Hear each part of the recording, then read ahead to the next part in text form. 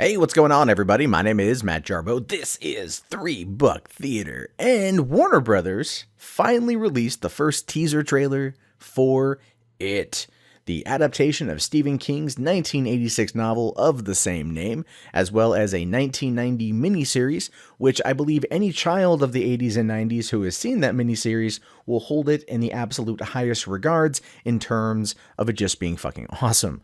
Mostly Tim Curry as Pennywise. You're never going to get a better Pennywise. So the idea there is never to try to get a better Pennywise. You know, you could adapt it, but it's still not going to be the same.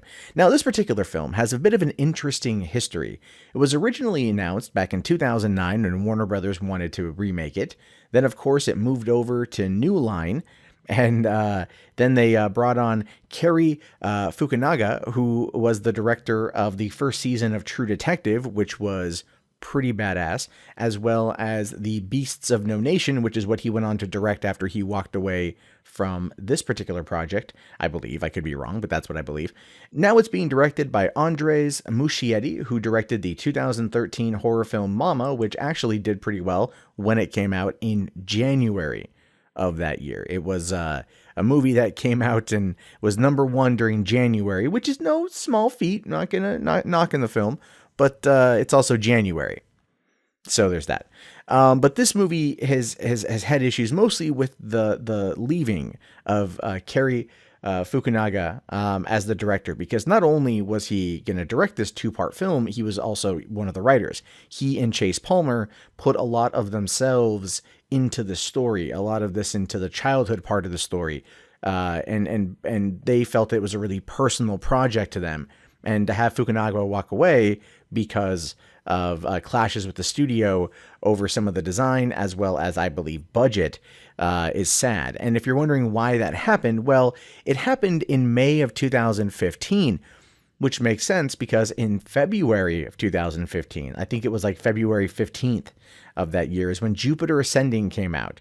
Now, Jupiter Ascending was originally meant to come out on the I think middle of July 2014, and Warner Brothers just pushed it all the way back to February because the movie, if you've seen it, you know, was not great. Is a good way to describe it. Not great at all, and I think that had an impact on the budget for something like It.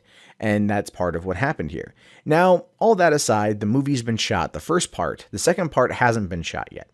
And the second part, the adult part of the story, even though the story itself is kind of told with flashbacks and going between the 1980s and the 1950s, the late 1950s, which is when the child portion of the book takes place, I don't think that's going to happen here. I feel like they have separated out those scenes and they're going to tell them in chronological order, which some fans are already not too happy with. They don't like that concept. Me personally, I don't mind it.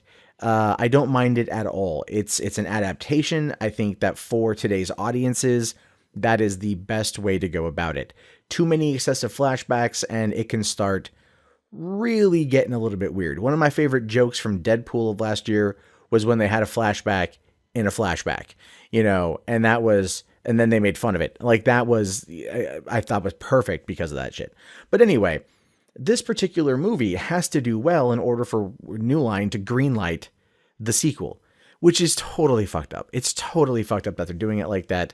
And it's unfortunate. It's unfortunate that Warner's is so afraid of this particular property making money that they're not going to just follow through and give us a second half of the story. But it does make sense in terms of how they are segmenting it off, right? Because with the stuff with the child portion of the book, you know, they track it down to the sewer. And if you watch the trailer is all about the kids. And no point do they show the adults, and at no point have the adults been cast yet, which leads me to believe that there are no references to them. It's just a straightforward, you know, film with the kids in the 1980s.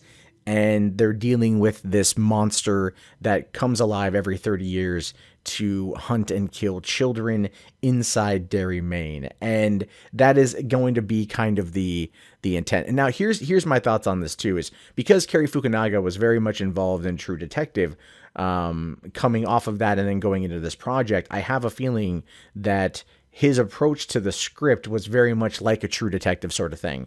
That slow burn, that slow reveal. I mean, granted, condensed into 2 hours instead of like 6 or 8 or whatever there was for that show.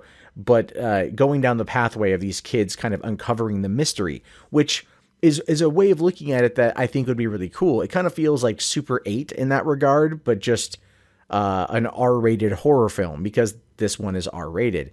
Now, if they're going to be doing the kid aspect of it, I'm really wondering what they're going to do in terms of how they get out of the sewers. Now, in the 1990 miniseries, they, shoot Pennywise with the silver earring, and, he goes back down into the hole, and then they just walk out of the sewer, and that's the end of that part of their lives.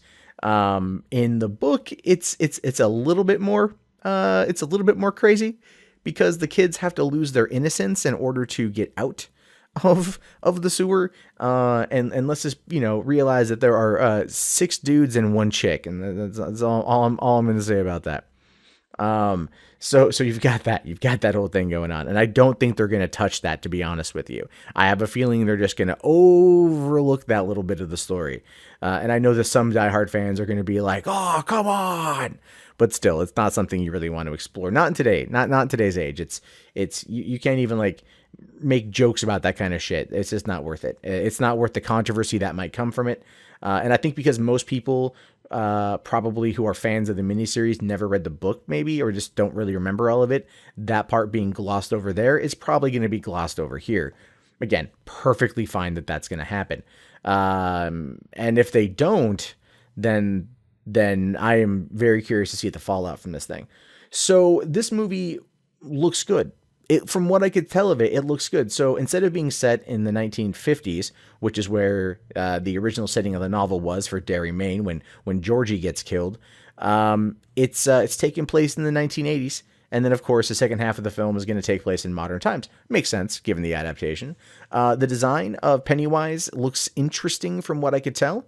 I'm not too sure how I dug the kind of like the jittery ghost move from like The Ring at the end of the trailer with him. I hope that's just kind of an effect for the trailer. And it just seems like it's more, I don't know, more ghostly type stuff than what he is, which we still don't necessarily know what he is. A demon, a monster. I mean, there's many names for it, and people have their own interpretations of it. So that should be interesting. I wonder how Bill Skarsgård is going to be as Pennywise. I think Bill Skarsgård is a very good actor. I do hope that he tries to bring his own take to it, and he's not trying to rip off Tim Curry, because you'll never be able to replace Tim Curry in anything. The look of the kids looks pretty good. There's that kid from Stranger Things in it, so that's something I'm looking forward to seeing him in more stuff, and I feel that's very much in line with his current body of work, so I definitely want to see that. I did like the fact that one of the kids had what appeared to be a Christine shirt. Granted, it wasn't the logo from the book, but it very much had a I think it was was it a Cadillac? Is that in the book? Again, I'm long overdue on those things for checking them out again. But it looked like there was that, so a nice little reference there. And it looked like they were setting an aesthetic of a ghost film, which is what Mama was. So the director of Mama, Andres Michietti, that's kind of where he's going to be coming at it from. And again, I'm not entirely sure how I like it. But that being said, overall, I found it to be entertaining. I liked what I saw in the trailer. I've watched it about 3 times now.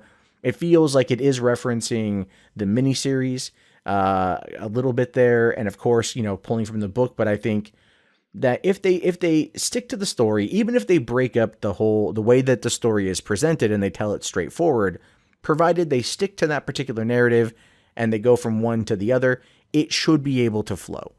And I'm hoping, I have high hopes for this thing. Now, I'll probably know more about this movie come Comic-Con, when they release probably a new trailer, or when I'm at Comic-Con and they'll have the Warner Brothers panel to probably show us off a little bit of the movie, given the fact that it comes out less than 2 months later, so they're going to want to promote it. And it's one that I'll be definitely paying attention to going forward.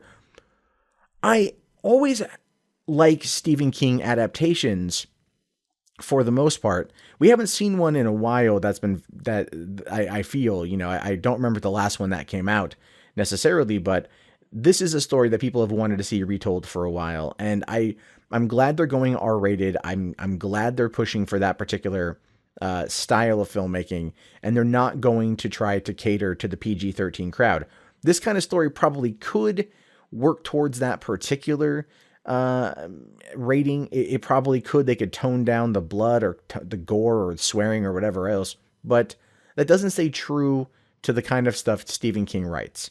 And, you know, I think people out there would realize that, would recognize that, and they would be upset at it. So in the meantime, I'm very much excited to see how they handle it. It has my attention. I just hope it doesn't disappoint. But what do you guys think about this? Did you like the trailer? Did you think that it looked good? Do you think that it looked like shit? Do you think that it's just, oh, fuck, Warner Brothers is doing it again sort of thing? These are things I want to know, so go ahead and let me know in the comments. My name is Matt Jarbo. You've been listening to 3 Buck Theater. I will talk to you guys later. Have yourself a fantastic day, and peace out.